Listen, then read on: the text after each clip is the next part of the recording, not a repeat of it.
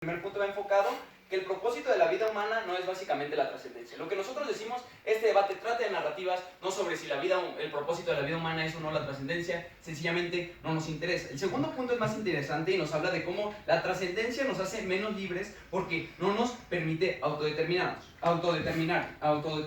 En primera instancia, lo que nosotros creemos es que no nos explica por qué esta libertad es tan importante y por qué esta libertad realmente tiene impactos prácticos en las personas y las hace más felices. Es decir, el hecho de que una persona sea más libre no necesariamente la hace más feliz, porque muchas veces puede ser más libre y puede ser más miserable, como es el caso de muchos filósofos. En segunda instancia, asume que si no existiera esta narrativa es probable que la mayoría de las personas pudieran autodeterminarse y bajo este esquema libertario pudieran, por ejemplo, decidir la manera en que ellos quisieran vivir. Lo que nosotros creemos es que en su paradigma ellos están asumiendo que la mayoría de las personas tienen esta capacidad de autodeterminarse y no juegan con nuestro escenario en el cual nosotros le decimos, nosotros defendemos el status quo en el cual existe una narrativa de trascendencia, ya sea espiritual o material. Creemos que la espiritual es más fuerte y no juega precisamente con la caracterización que les trae Valeria.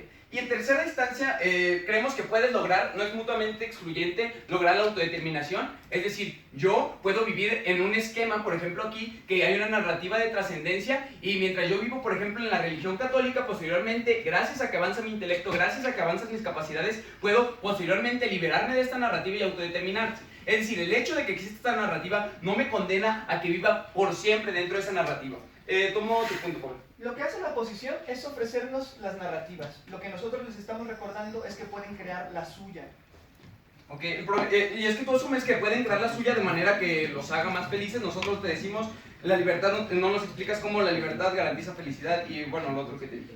Ok, ¿qué es lo que sí les explica? El caso de Iromi nos habla de, por ejemplo, cómo existe una cierta carga de imposición social sobre ciertos grupos a partir de la trascendencia. Nos habla, por ejemplo, de cómo existe una carga, por ejemplo, hacia los movimientos sociales para que, ok, tú por ser feminista tienes que dejar este sentido de trascendencia, y nos trata de explicar por qué esto es negativo y por qué esta imposición es negativa, y nos habla un tanto de la dignidad. Lo que nosotros creemos, en un primer punto en el cual les habla Valeria y que no refutan completamente, es que dota de un sentido intrínseco a la vida. Les hablamos de que existe un propósito y que si existe un propósito a la vida, es razonable pensar que las personas sigan ese propósito. ¿Por qué? Porque quieren sentir ese sentido. En ese sentido, lo que nosotros les hablamos en este primer argumento es que permite que las personas tengan unas motivaciones de seguir adelante a pesar, por ejemplo, de la adversidad. Es decir, de nuestro lado de la casa, desde que nacemos, por ejemplo, gracias a que existe esta narrativa espiritual inculcada por la religión de que es que tienes que trascender, es que tienes que hacer ciertas cosas bien en este mundo para trascender espiritualmente, o ya sea por lo material, eso te impulsa precisamente a ser mejor persona, y creemos que precisamente, y lo que nosotros creemos es que posteriormente,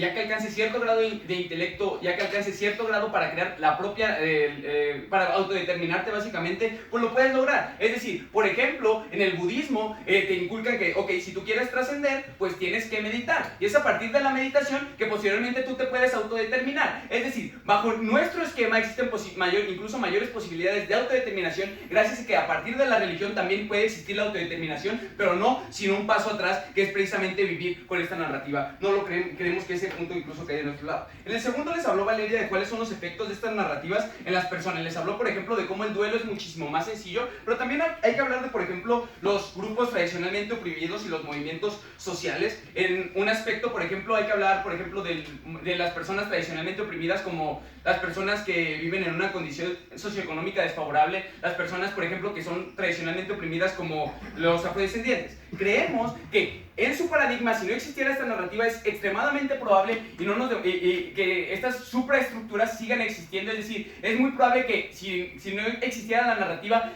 el sistema capitalista va a seguir existiendo de todas maneras. Lo que nosotros decimos es que por lo menos de nuestro lado de la casa, las personas que viven en una condición económica desfavorable tienen por lo menos una razón y un motivo para superar y lidiar mejor con estas condiciones de opresión. Es decir, pueden vivir mejor la adversidad porque creen y saben que si hacen bien las cosas en esta vida, es más probable que tienen un motivo de fe. Es decir, creen en un futuro mejor. Creemos que las personas puedan lidiar con la adversidad, ya sea de cualquier grupo, porque estas supraestructuras van a seguir existiendo, es favorable por sí mismo. ¿La baja no tiene un punto? Sí. ¿Me puedes decir cuál es la diferencia entre la narrativa de la trascendencia y la narrativa de la perseverancia?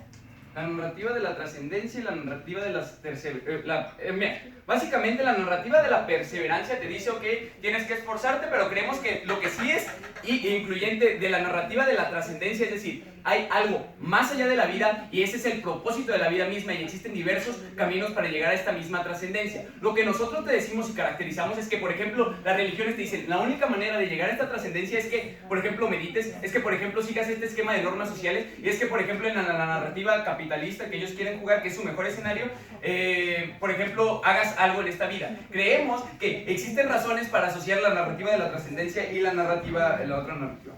El tercero, ¿por qué creemos que el tercer argumento es del progreso de tus ideales? Es que lo que creemos es que permite que una parte de ti siga viva. Es decir, creemos que incluso en el escenario, por ejemplo, en el escenario que nos pone Hiromi de, por ejemplo, yo como movimiento feminista, que es cierto que tengo ideales de equidad, tengo ideales de X y Y, lo que nosotros queremos en este punto es que, en primera instancia, que exista esta narrativa y que exista esta imposición a pesar de que a corto plazo a esta persona la haga infeliz, hace precisamente que el movimiento feminista siga avanzando, hace que los movimientos sociales como el movimiento, por ejemplo, de los afrodescendientes sigan avanzando. ¿Por qué? Porque saben que el propósito de su vida es precisamente dejar un futuro mejor.